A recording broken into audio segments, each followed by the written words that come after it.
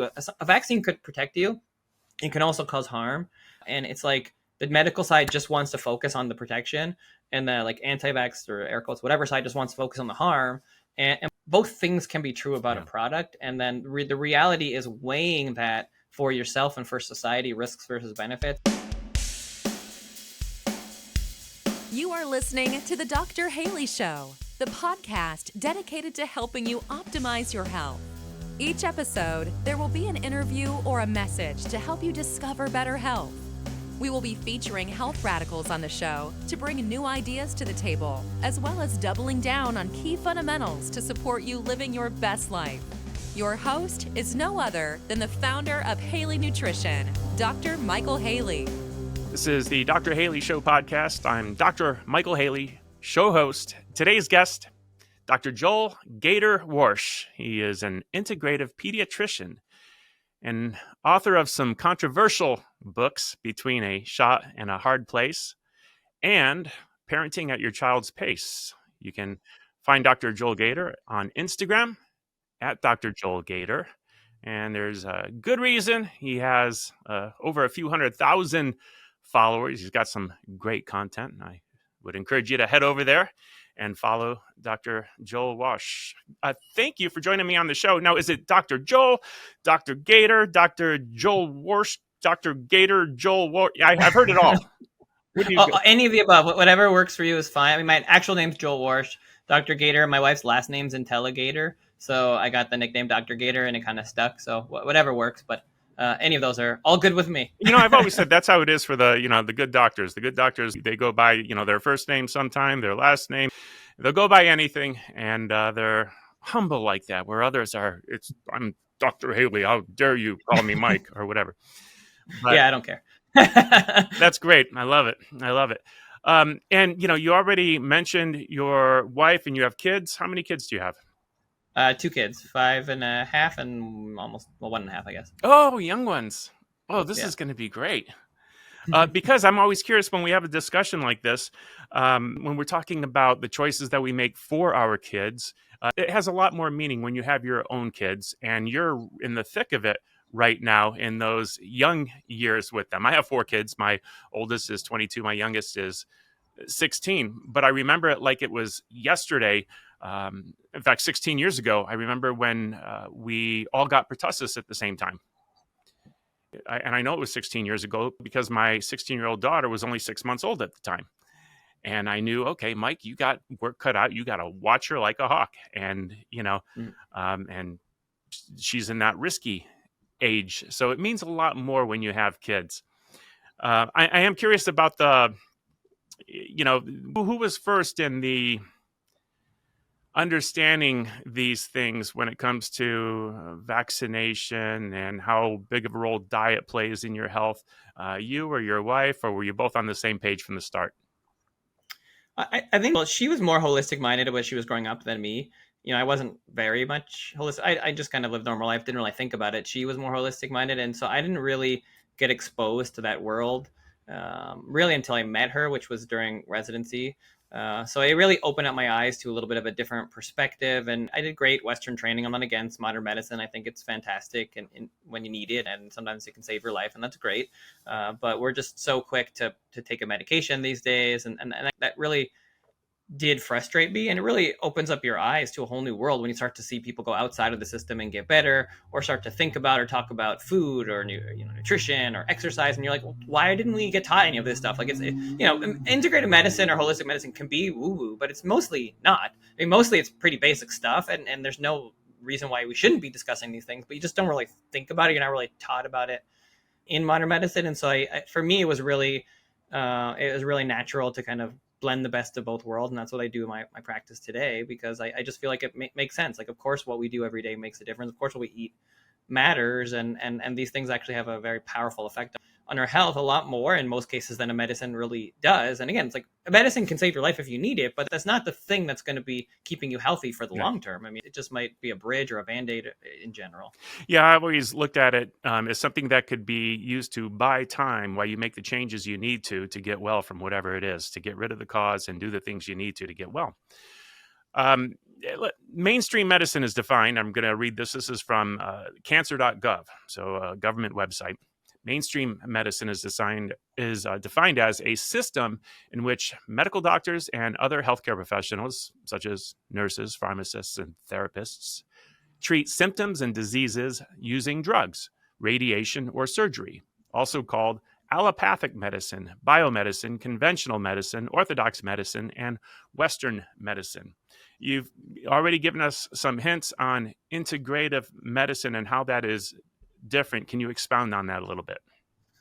Yeah, that's a great definition to read out because it's so interesting when you step back and you think about it, right? Even as just a regular doctor, you're like, well, but there's so much more to health than just pills, right? Just medications, just treatments. But that is what we're taught, right? We're taught like, okay, here are the symptoms and here is the medication. And again, I said it before, I'll say it again. Like, it's not like we shouldn't be having medications. They can save your life. There's a lot of great medications, but medicine's not just about medications. Health is not about what's in a syringe or a pill bottle, right? Those things can help you, but they're not what keeps you healthy and why people were generally healthier with less chronic disease many years ago. I mean, we used to die a lot earlier from infectious disease, so we've gotten a lot better at some of that stuff, but now we have a lot more chronic disease. And that's because we are living longer due to better sanitation, and we have more calories available, and we have hospitals. We have things that can keep you alive, but now we have chronic diseases because we're not living the most healthy lifestyles. And so, yeah, I think it's really interesting because integrative medicine, it's really trying to blend the best of those worlds, thinking about prevention, thinking about other modalities besides just what we call, air quotes, modern medicine, which modern medicine is really pharmaceuticals. And really, medicine should be integrative medicine. Like, there shouldn't be both those terms. Like, you should be doing both. That should just be medicine. There's nothing inherently weird or woo-woo about diet or exercise or working with a nutritionist or an exercise therapist or whatever. Like, these should be a part of modern medicine. It just really hasn't been. Yeah. And it is interesting to see that conversation change a little bit in the last year. So we are talking about it a bit more, which is good. I agree too. And it's also funny how things have changed over the years, meaning that mainstream medicine used to be the herbal medicines and the plants because drugs didn't exist. We didn't have those things. So it's almost like we're going back to the original now. Right. Yeah. If you go back 100 years or whatever, exactly. Like, modern medicine at that time was herbs and plants and foods and, leeches and whatever. I mean, we've come a long way from using leeches, but the point is we didn't even have medications still not that long ago, relatively speaking. So we didn't have antibiotics for thousands of years, like, 100 years or so. Yeah. So it's not like all of medicine is that way, but things changed very deliberately when we modified what medicine was, what the medical schools was, what the Flexner report.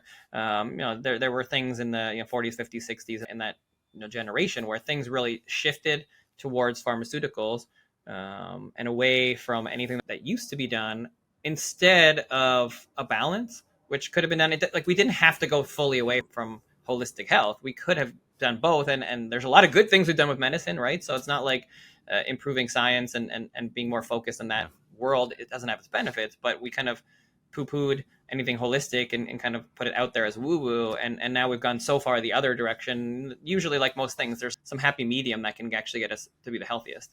Yeah. How strict do you have to be in conforming to the AMA guides? At what point are you risking your license or your malpractice insurance or something like that? And the reason why this is important, I'm going to give you an example. I'm a chiropractor, and I already brought up the pertussis. And I remember back then when I noticed the symptoms coming on in one of my kids, the first one to get it. And I immediately took him to a medical doctor because I could not write prescriptions for antibiotics. And I said, he has pertussis, and if you give him the antibiotic now, you can probably save my family from a rough month to come. I said, because they're all going to have it in no time. And they said, well, we have to do the proper testing and stuff like that. Well, how long does that take? Well, we can schedule you. I said, you realize that we're going to have the results, and you might be able to put them on the antibiotic 2 days from now, and by then it's too late.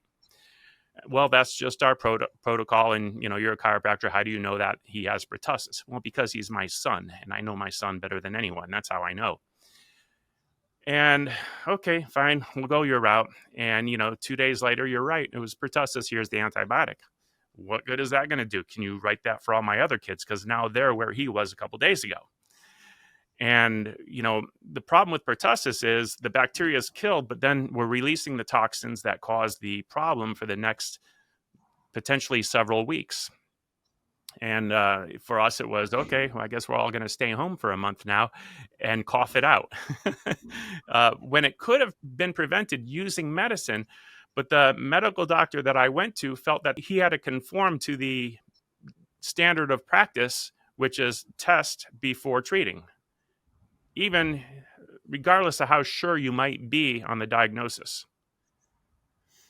Yeah, well, I mean, it's a great question. So you are held to the general standard of care in general with the lawsuit. So that's kind of where it comes up. Like, you can do anything you want as a doctor anytime you want to, but you can get sued, and you're not going to necessarily win if you don't follow what is standard of care, what's expected of you as a doctor in general. And you can also, there's also a standard of what a minority of people will do. So if like there's some sort of integrated medical thing that, like, if you're not doing something that's completely out there and other people have done it, you might be able to win the case, but you have to deal with all that. But generally, as a doctor, you're right. You're held to the standard of care. There are guidelines that are built, and then you're expected to follow in general. You can do other things. It's up to you and up to between you and the patient if you guys decide you want to do something different.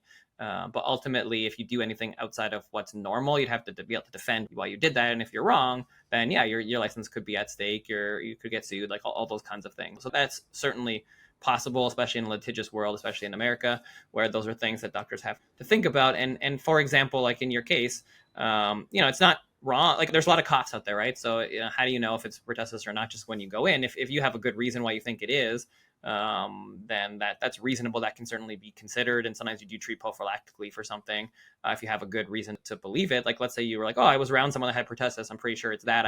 I would prefer. And I think the thing with the doctor is it's important to explain the risks versus benefits. I mean, we'll come back to, I guess, vaccines, but that to me is what's important, is informed consent. Yeah. And in that situation, and the doctor was probably right? Like, the doctor is probably correct in the fact, like, generally a cough is not whooping cough. And so generally you would want to get a test, because you wouldn't just want to give antibiotics for every single time a kid comes in for a cough, which is all the time. Right. And, just because a parent thinks it might be whooping cough, there's not necessarily a good reason to believe that if you don't know the kid. Like, but you might have a specific reason where you're like, well, look, I understand. I'm not a person that wants antibiotics. I was around someone that had whooping cough, or whatever the reason is that you believe that it was whooping cough. And you're like, well, I understand that 2 days of antibiotics is not ideal, and maybe I won't need it, but I want to get him on it now. And as long as you're explaining the risk, like, yeah, there's a risk with antibiotics, you might not need it. Like, there's nothing against that. You couldn't do that if a patient really wants it. So I think that's where informed consent is so important. And that comes back to everything. And that's one of the big reasons why I wrote my book in the first place about vaccines. I never really talked about it. It was so controversial, but like, we need to talk about this stuff. We need informed consent. People need to be able to understand the risks versus the benefits of everything, including vaccines. They're just a medical product. They're not, a religion, even though it seems like it's a religion these days. And you have to be able to decide what makes sense for you. And if you want to do anything outside of what is standard of care, what is standard, like the CDC schedule, then you have to understand what those risks are. And some people choose those risks, and that should be okay, I think, personally. I remember taking my 4-year-old boy at the time, and he was the one that got tested and the first one to come up with the symptoms. And I remember telling him before they stuck the swab up his nose, I said, and he's the one that he's fearless. I said, they're going to stick this up your nose and they're going to put it further than you expect. It's okay. And I remember when they took it out, he said, Dad, did they touch my brain? No, we're not just going in your nose. We're going in the sinus cavity. Into the brain. Yeah. But it was funny, and he was an absolute champ. And, we all got through it. But that is something that we had to deal with, because we did choose not to vaccinate. I have 4 kids that were all born in the living room, and none of them are vaccinated. That's my choice based on the research I did and how I felt about it for my kids. To make sense of it, one of my favorite books is Merk Manual. And if you go to the Merk Manual and look up any disease like polio, for instance, it'll tell you that 99% of the cases are either asymptomatic or not very symptomatic, not having any significant problems. But it's that 1%. And I looked at it, it's like, wait a second. If this was like a lottery and there was only one winning ticket, out of 100, chances are you're not going to get the winning ticket. But in health, we actually have some say in it. For instance, if I could change my ticket and make it the biggest ticket in the bowl, the most likely the one that would be drawn, and yay, I win polio. And our lifestyles can actually do that. The way we live can essentially make us more likely to get it or better able to fight it off. So if I only need to be in the top 99%, to me, that seems like a pretty easy decision. I think we can do that. And I know there's more to it than that. When you're inoculated, how much are you inoculated, and how fast does your immune system have to ramp up? But okay, we know how to avoid these things. You enjoying the show thus far? One of the many health secrets that we have covered on the show is all around aloe vera, specifically drinking raw aloe vera. Our aloe vera has helped our customers effectively heal their gut, increase their intestine health, lower inflammation in the body, eliminate and/or decrease acid reflux, have glowing skin and hair, and so much more. Now, as a frequent member of our audience, you will be exposed to exclusive specials and coupon codes for the awesome products manufactured by Haley Nutrition. That's right, for simply being awesome and tuning in, you can get a mini discount to help you optimize and better your health. To see how we can help and support you on your health journey, tune into the episodes and listen for coupon codes that you can use at www.haleynutrition.com before you make your orders of raw aloe vera. Once again, it's www.haleynutrition.com. Now, back to the show. What is your take on it? And can I ask you, are your children vaccinated? Yeah, well, okay, so a couple of things. So, I mean, first of all, with my family, I try not to talk about it just because I get asked about it all the time. I think it's their health record, so I leave it for them. They can talk about it one day or not. But in the office, we do everything, right? I don't force anybody to do anything, and that's the way that I feel that it should be. And I don't feel like what I do even should matter for people. I think they need to decide for themselves what makes sense. And we have people that do the regular schedule, we have people that do a slow schedule. Some people don't do it. We talk about risks and benefits, and that's really how it is. And I don't ever tell people what to do. And I think like that's the same in the book. It's the same on my social media. It's like, I feel like that's our job. My job as a doctor is not to tell you what to do. It's to inform you of the information, so that to give you the information so that way you can decide. And if you decide to do the CDC schedule, so be it. That's what's been studied, and that's what's been recommended based on smart people that have decided wherever they decide these things, and it would be really arrogant of me to be like, oh, I know better than the CDC, you should do something different. No, like that's the recommendation, that's what's recommended. If you want to do something different, that's your choice, and you need to discuss that with your practitioners, and you need to understand what that means, because just like you said, like there is a risk, right? There is a risk, and you have to understand what that risk is. And with something like polio, I mean, nobody wants bad polio, right? We've seen pictures, how horrible it could be, but that is extreme minority. Like you said, like it's not 99%, it's probably like 99.999% do fine, right? Like 99% are asymptomatic.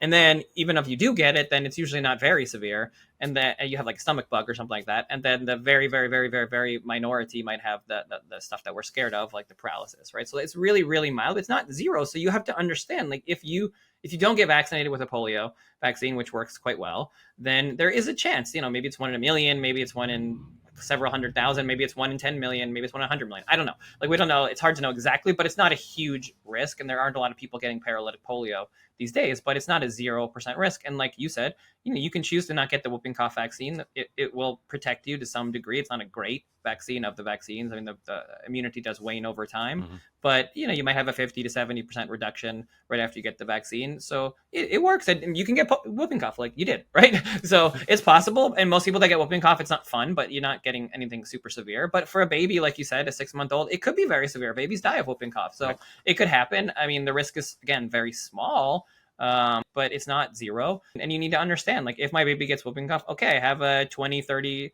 chance to go to the hospital. I have 50% chance of having pneumonia. I have a 1 in 100 chance of dying. Like, what are those risks? And am I comfortable with that? Right. You don't have a crystal ball. You can't look back. You never know if you're going to be the person to get it. You can be the healthiest person in the world and still get something. You do want to stack the odds in your favor. So that like, I think that's all important to understand. Like, stack the odds in your favor, be as healthy as you can, which would be good for minimizing your reaction from a vaccine. It'd be good from being healthy in general. It'd be good if you get exposed to these things. There are many viruses and infections that don't have a vaccine. So, I mean, it really shouldn't change much. You want to be as healthy as you can for whatever comes your way. Absolutely.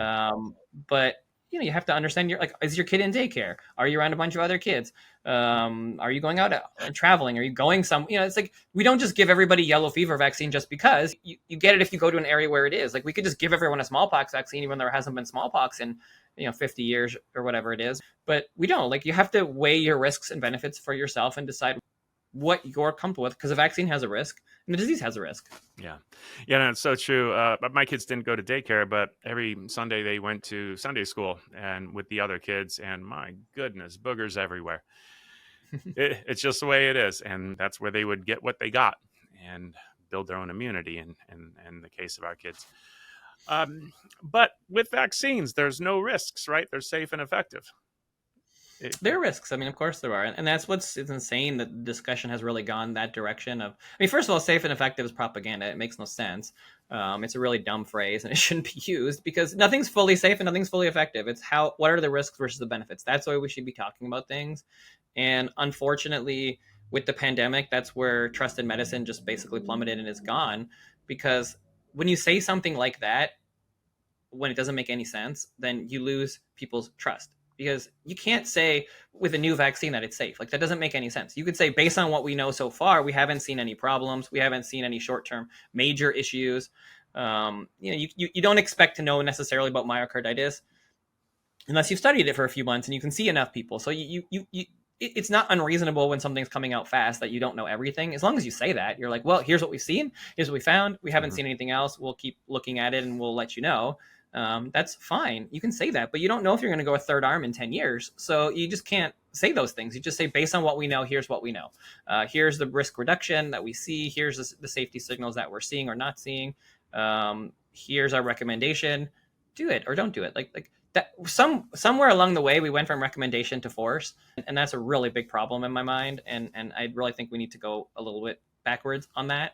It's the CDC recommended schedule. It's not the CDC required schedule. And somewhere along the way, medicine has just put vaccines on such a pedestal that it's almost like it's forced now. And that isn't doing any good. It's actually pushing people away. And I said this again in the book, like, very clearly, it's like medicine's actually creating the hesitancy they don't want. In vaccines, they're pushing people away, and the amount of exemptions are going up, and the amount of people unvaccinated is going up. And I think people just don't trust the system anymore because they feel like they're being forced, and it's about money and not about safety. And I don't think doctors really realize that. They're like, oh, vaccines are great. Why would we not do them? And I think people are concerned that, maybe there's a little bit of influence from pharma there, and maybe there's a little bit of influence of money, and not all of what they're looking for in terms of the research has ever totally been done. And I think that's true. I think there's a lot more that we could do to really have a much more thorough understanding of the risk versus benefits for vaccines. Yeah. And I think this is a safe question for you to answer. When it comes to force or influence by the American Medical Association or by your malpractice insurance in recommending the vaccine schedule, and let's say you present the information for a parent to make their own decision and they choose not to vaccinate, some doctors are excluding them from their practice, dismissing them. Is that under influence by the AMA or standard of profession, possibly the state laws? Where's that coming from? Okay, so a few things there, because this is another. These are really good questions. So, in general, there's not really a push or a coercion in general to have doctors not take patients that don't vaccinate. I think it's something that's just become commonplace. A lot of practices, either for their own personal beliefs or just because it's easier to deal with, they don't want to deal with people who are unvaccinated. They don't want to have those conversations. They've decided, and it's a lot of practice, they just won't take people that are not following the schedule or not getting the vaccines. A lot of practices will take you if you go slow, but very few will take you if you don't do any. There has been an increasing push over the years to encourage vaccination for sure. But I think mostly it just comes from the fact that most doctors just really believe in vaccines and really put them up on a pedestal as the best thing ever that they feel like they can do for their patients. And so that's really the reason why. And they feel like if you're not doing it, then you're not the right patient for them and you're not going to listen to their medical advice. And, you're woo-woo out there, anti-vaxxer, whatever the word is.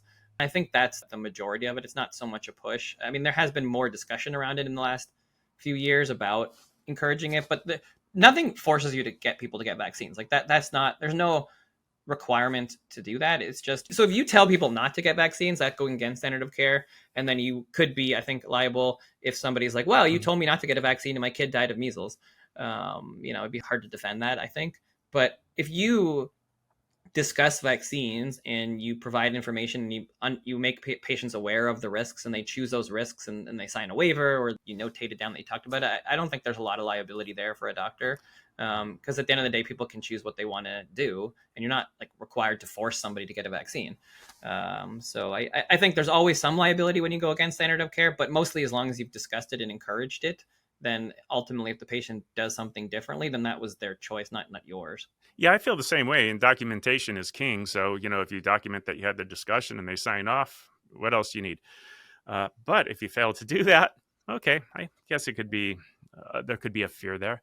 Where is this indoctrination coming from? That, and when I say indoctrination, and again, I'm not taking sides. I'm not being an anti-vaxxer or a vaxxer. I'm kind of like one of those guys that says, let me look at each vaccine on an individual basis. It just happens to be that for me so far, based on what I've researched and the things that were recommended for me, it wasn't something that I was convinced of. But during the pandemic, so many people were, and I don't think they were lying. I think they really believed this. It is safe and effective, and the science says.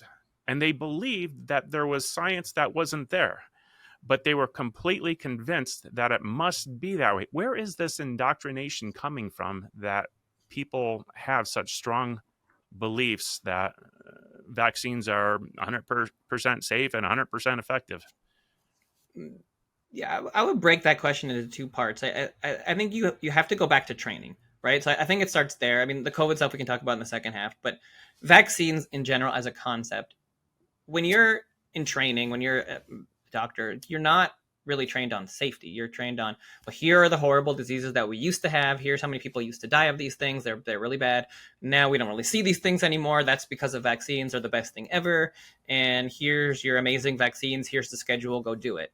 And you don't really think to question that. You're told, I mean, doctors in general are followers, right? I mean, these are people that like work really hard, that trust the system and kind of work in that manner. So you have no real reason, if you're a good person who's like, oh, I'm going into medicine, I want to help kids, I want to help people. Like, you have no reason to think that your professor or whatever is lying. And they're not really lying. I mean, I think this is like, which is what you're taught. And you just don't think anything else. You just think the vaccines are the best thing ever. And that's the way that I was. I mean, I had no thoughts about this until I kind of got outside of the system and started to do integrative medicine, and then had so many patients that had questions about vaccines. So it kind of forced me to look at the other side and to understand where things were coming from. And even until I wrote the book, there were just so many things that I didn't even know that were true, because you don't think to ever look it up. You don't know what that research actually is. You're told, oh, the science is so robust. We've done all these studies. We know these things. It's settled. And so when somebody tells you that, if the CDC or whatever says that, you're like, okay, I guess it's settled. Like, I'm going to defend that because that's my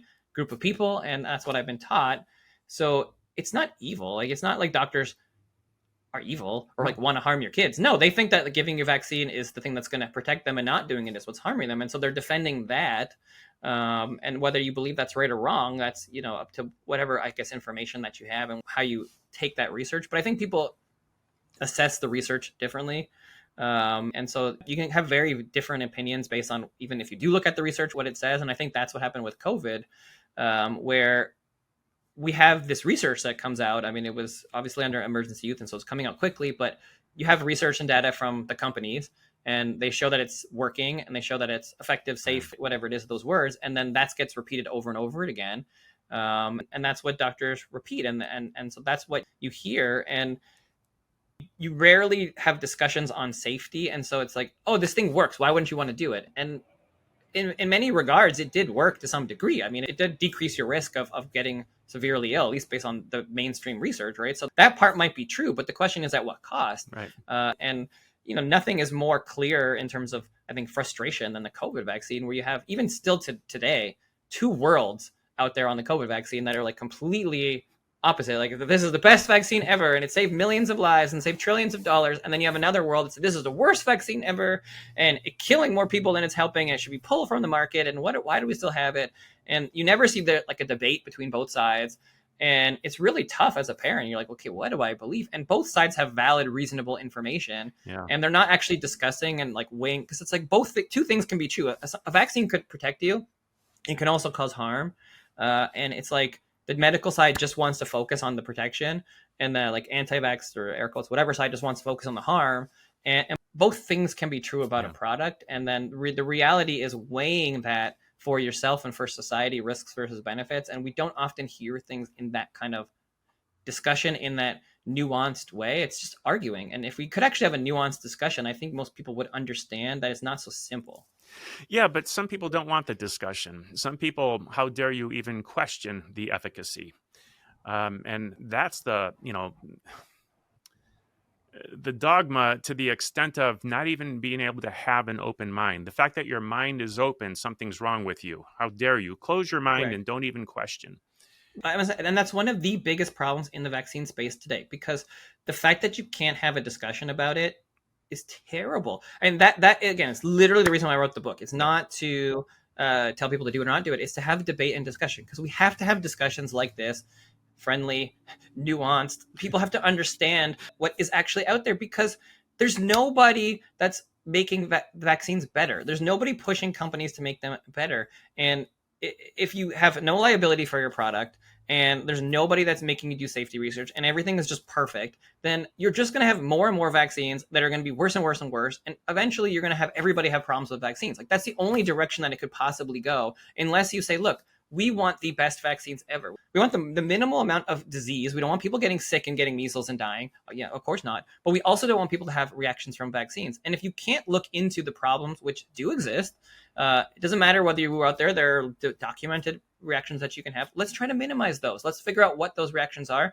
so that we can make them better. If there's an ingredient that's causing a reaction, don't you want to know that? Like, if some vaccine's causing asthma, let's say, then wouldn't you want to know that? So you could say, like, oh, let's remove that ingredient. Let's find a new ingredient. Let's adjust it. Maybe we adjust the schedule. Maybe we don't need this vaccine anymore.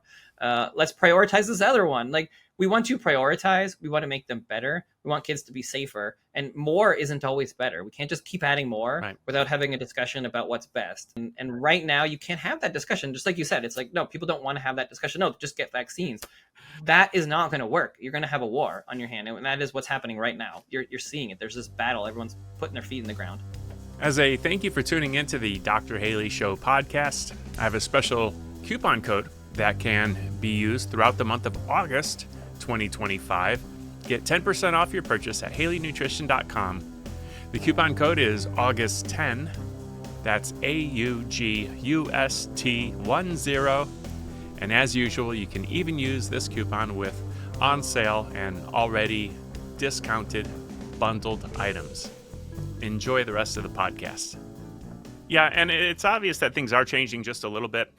I've had a number of my YouTube videos taken down. And since then, my editor would always beep out the word COVID or vaccine, and they've stayed up. And sometimes people would say, what got beeped out?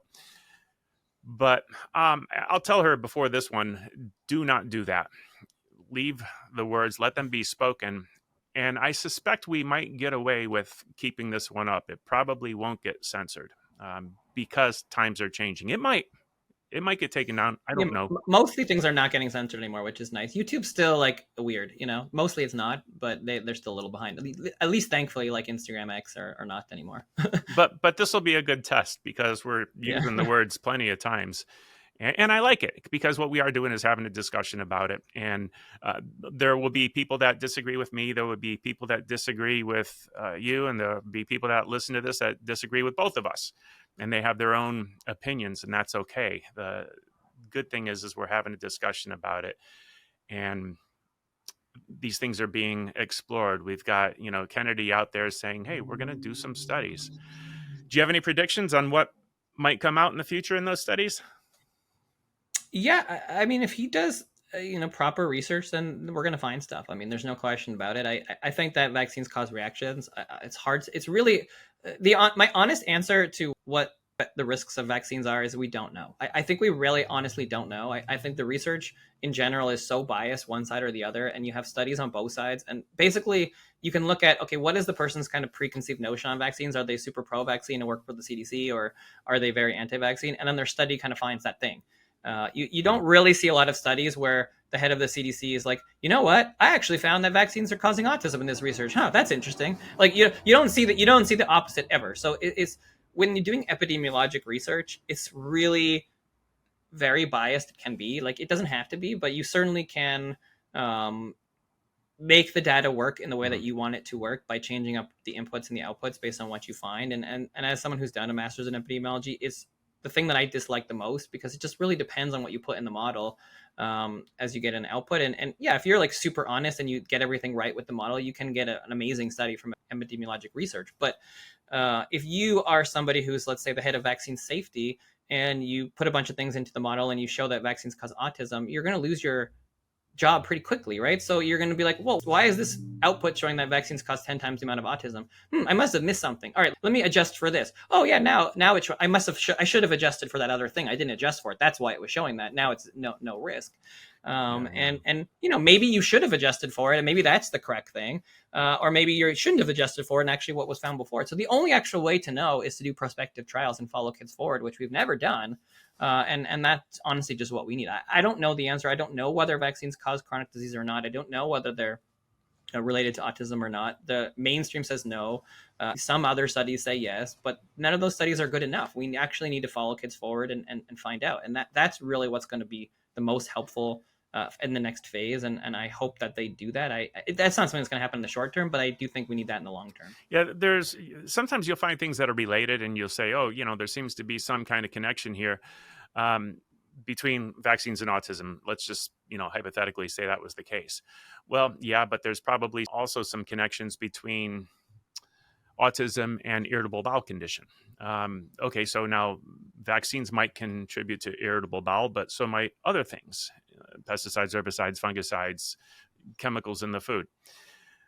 So indirectly, vaccines may be contributing, or antibiotics may be contributing to the irritable bowel conditions that may be causing autism and autoimmune problems and all these other things. We do the same thing on both sides of the data. For instance, we might say, well, this country over here, they hardly vaccinate and they don't have autism and they live much longer. Okay, is that the only thing that's different between the way we live here in the United States and the way they live in Japan? They probably have radically different diets. So there's all kinds of factors, and it's hard to interpret the data, but I'm glad that we're looking at it. Your other book, The Parenting at Your Child's Pace, what's that about? So that was my first book, and that's more like a parenting book, I would say. So it's about the first 3 years and really the big questions that I get in the office, and really trying to balance those questions with an integrative spin on some of those questions. So it's all the things that new parents ask, and behavioral issues and development and all sorts of things that are the basic questions, and just kind of running through the things that I get asked over and over again in the office. When it comes to things like dietary choices and looking at that more integrative approach and the things that are natural that you can do alongside medicine, where do you get most of your foundation from? Would it be from tradition, from science, from faith, or a combination of the three? Or Well, I think it's a combination of the three, but I think with nutrition, it's so overcomplicated these days with everything, and it's not actually that complicated. Like I think the world has become so complicated, and everything's been stacked against us when it comes to nutrition. And the reality of it is you just need to eat real food, and we need to gain access to that. We just don't have a lot of access to good, nutritious, whole foods that are local, that are in season. And that is, most of really what you need. We have a lot of processed foods, and 70+% of a lot of people's diets is ultra processed food.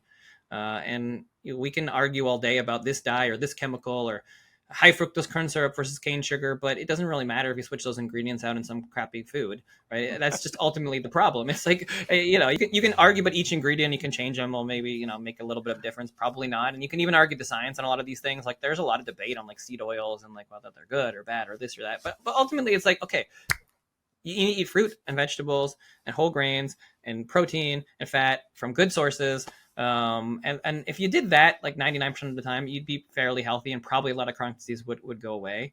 And you don't need to discuss all these little ingredients here or there. But we live in a very complicated world right now with food, and things have adjusted in a way that's very corporate.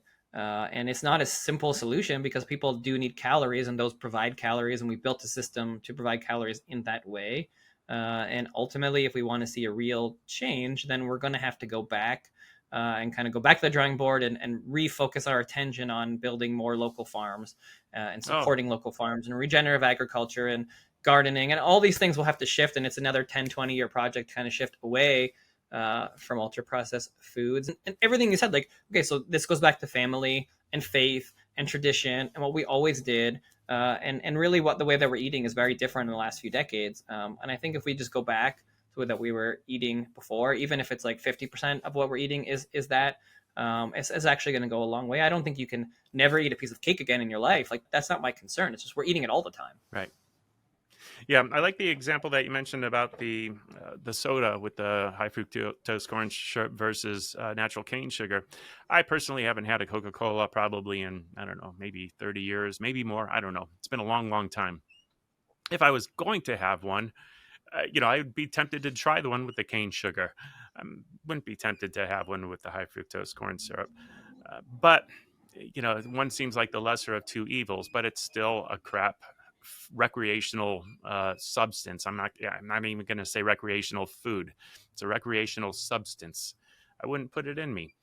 Doesn't make sense to. Why would I, when there's so many other options? You mentioned gardening and small farms. Did you do some gardening during the pandemic? Yeah, we have a garden at home. I mean, it's not like a huge one, but I think it's important for many reasons. I think it's good to get in the soil. We just don't do it enough these days. I think it's good for kids to learn and see.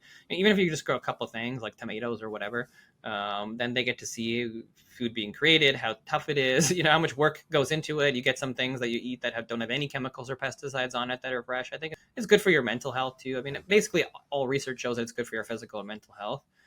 So really everybody should have a garden of some sorts if they can, or even if you can't have a garden, there are a lot of options for things that you can like get little like garden stands, or you can get a cup and put some soil and make some basil. Like there are many things that you can do at home, even if it's just a couple of herbs, just so that you have them, and it's good for your health, I think. So overall, there's really no downside to it. Yeah, I like to tell people, even if you don't have a place to garden, if you don't have your own property, if you're in an apartment, you can use your kitchen sink and you can sprout beans in a jar and grow your own sprouts right there. And that's sort of farming, gardening, sort of. You're contributing to the mini farming. You're contributing to your own food supply, and I think that's important. And you're getting food that doesn't come in packages.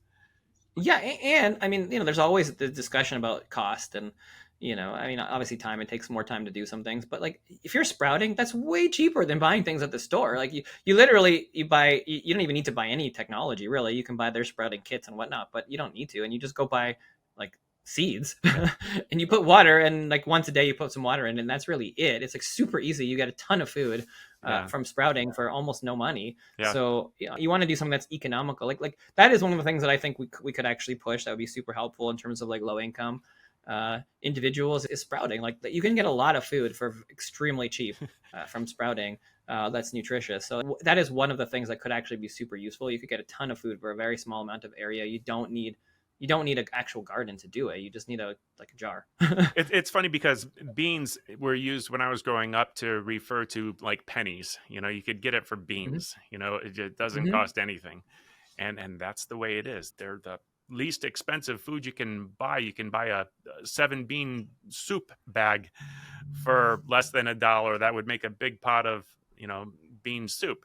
Well, you could actually sprout those, and you'd have mixed bean sprouts. We definitely do that, and then we have our gardening outside. Of course, I'm in Florida, so we're growing more fruit. What do you grow in California? Yeah, we have some fruit and some veggies. I have a mix. We have some lemons and bananas and tomatoes and things like that. I mean, it depends on the season too. I'll try to do like basil and things like that too. I think there are some herbs that are good if you have land. There are some trees, especially that are like grow every year that you don't have to do much for, that you can use and have. Like rosemary is pretty easy. So there's some things you just don't ever need to really buy if you have a plant for it, which is nice. Yeah, I recently moved and planted an avocado tree. It's not producing fruit yet. I can't wait till it does. But I have a neighbor that brings us mangoes, and when I was at my previous home, we had all kinds of things growing there, but it was more than we could eat, so we would spread it out to the neighbors. That's what it needs to be like. Some of our food should come from the neighborhood. And then everything else, okay, we can still rely on the grocery store. But if something ever happens and the food supply is damaged or cut off, we still have food. Yeah, I mean, I think about that. Not often, but sometimes it's like if something happened in any big city, we'd be toast. Like there's no availability of food for that many people. And like you said, if everybody grew some food, even if it was like a tree or two trees, across, then there would be enough food to get you by. For a little bit of time. And I think that's what we need. And again, it's like, if you could get a little bit of your food from your own stuff and you can share, there is literally no reason that on everybody's front lawn, there couldn't be a fruit tree. You don't need to do anything. Right. Like, obviously if you live in somewhere where like, it depends what your climate is, but different things go in different climates, but whatever works for your climate. But I mean, you literally just need a water supply that can run automatically. And if you can afford that, or if it's built into your house or condo or whatever it is, or apartment. But like, why don't we have fruit trees everywhere? Like, why are they just not all over? And then people can just walk around and like pick a grapefruit in season or pick an orange, and there's just like a million of these everywhere. It's not like they take work. Like, I have a grapefruit tree in our house that was there before we got it, and it's huge, and I don't do a thing. It's just there's a water system. It waters twice a day for a couple minutes, and that's it. And like, it grows every year. You get tons of grapefruit. Like, and I don't do a thing. Yeah. So like, why is that not everywhere? There's no logic to it. Like, we should be everybody should be required to just plant, and there should be subsidies to like help you to pay for watering your plant, and like put a little drip system in or whatever, and that's it. And then there was just fruit everywhere. Yeah, my previous home, I had 17 different kinds of fruit growing, and some of them were just year round, like papaya, just keep on coming. And we had 6 or 7 papaya trees in a row, and you could literally take a papaya off about every day when they were growing. And, a nice big papaya, well, that's almost feeds the family. Neat stuff. Joel, where can people go to find out more? We've already mentioned Instagram. I bet you got probably a good funnel if we wanted to get on your email list. Yeah, so I think the easiest places would be Instagram or X at Dr. Joel Gator. If you want to get on my Substack, then you can get it through there. Just Dr. Joel Gator. On there, the book is the new one, Between a Shot and a Hard Place, and you could get that everywhere books are sold, or theshotbook.com. And what about Tiny Roots Apothecary? What's that? Yeah, I have some private label supplements if people want them. So you can go through my Instagram as well, or X, and you can grab stuff, just some of the stuff that we use in the office, or some of my favorite products, in case people want any supplements, herbs, vitamins, that kind of thing. Another thing I stumbled across was Raising Amazing. Tell me about that. Yeah, so that I have some courses as well. So those are from a couple years ago now, but just like really good courses on vaccines and discussions and pregnancy and newborn, like really a bunch of different courses if anybody wants them, of just information for integrative health. All right, excellent. I'll make sure I have links to those below the video on YouTube, on the blog page, in the text under the podcast, wherever you're consuming it. Links will be there. You might have to copy and paste, but they'll be there. Anything I should have asked you, or any closing thoughts that you'd like to share? No, it was great. I mean, thank you for chatting about it. I know the topic of vaccines is always fun. I mean, it's a little less controversial these days, but still always controversial. So I'm glad to be having it. And for anyone out there that's listening, there are a lot of parents that have questions and concerns about vaccines, and it's not woo-woo to ask questions. It's not wrong to ask questions. We should be able to ask it. And you should be able to decide what's right for you. And ultimately, if you choose to do it, so be it. And that's what most people do. But I think that we need to be having these discussions. And I just appreciate that you're willing to do it. And it's been nice to see that a lot of people are willing to do it the last couple months since the book's come out, which has been surprising. And, I wasn't sure like if I was going to get in a lot of trouble or how it was going to be taken. And so far, so good. I mean, knock on wood, it's been not too crazy. And people have been pretty happy with it, and I haven't seen a lot of craziness, which is good. So hopefully that continues. Yeah, I like your approach to it, and it's more about getting educated, and you're not telling people what to do, and even what you're doing yourself, in your own family and stuff. And I did ask you about that, and that's why I said, if you want to answer it, you didn't have to. I was okay with that. I like your answer, and you're doing it right. You're doing a good job. Thank you. Until next time, I might have some other follow-up questions for you that I might send by email, and I have a feeling other people are going to have some comments to me that I might want to send to you. Would that be okay? That's totally fine. Or they can, message me also too if they want to. Awesome. Yeah. Dr. Joel, thank you so much. Thank you. I hope you enjoyed that episode today on The Dr. Haley Show. Make sure to hit subscribe on whichever platform you are listening to this. If this episode made you think of someone, go ahead, take a screenshot, and share this exact episode with them. You can catch the show notes for this episode on www.drhaley.com. If you want to geek out with Dr. Michael Haley on other radical health topics, be sure to check out his YouTube channel, where he posts exclusive video content. All the details are at www.drhaley.com, and we can't wait to hang out with you on the next episode.